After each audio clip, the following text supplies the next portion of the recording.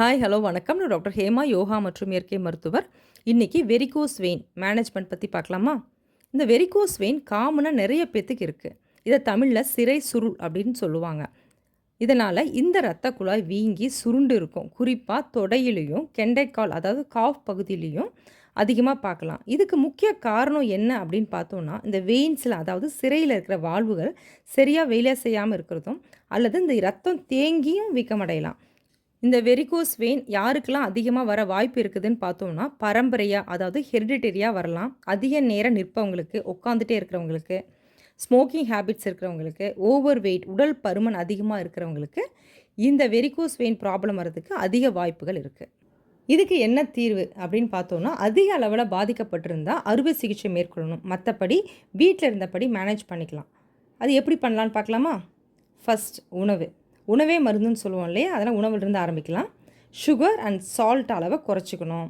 Smoking and alcohol habit இருந்ததுன்னா stop பண்ணுங்கள். Processed food அதாவது பதப்படுத்தப்பட்ட உணவுகளை தவிர்க்கணும். என்னென்ன எடுத்துக்கலாம்? பேலன்ஸ்டு மீல் அதாவது சரிவிகித உணவு எடுத்துக்கணும்.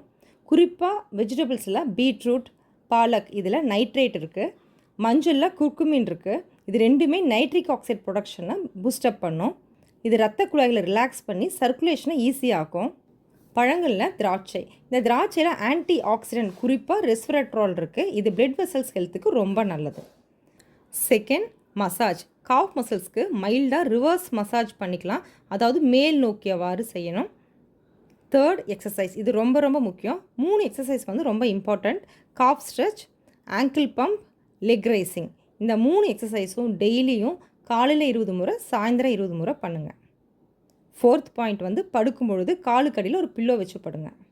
இது எல்லாமே செஞ்சாலுமே அதிக நேரம் நிற்கிறது, அதிக நேரம் உட்காந்துருக்கிறத தவிர்க்கணும். உடல் எடை அதிகமாக இருந்ததுன்னா உடல் எடையை குறைங்க. இந்த வீடியோ உங்களுக்கு ரொம்ப யூஸ்ஃபுல்லாக இருந்திருக்கும்னு நினைக்கிறேன். பிடிச்சிருந்ததுன்னா லைக் பண்ணுங்கள், ஷேர் பண்ணுங்கள், சப்ஸ்கிரைப் பண்ணுங்கள். நாளைக்கு ஒரு புது வீடியோவோட உங்களை மீட் பண்ணுறேன். தேங்க்யூ, பாய்.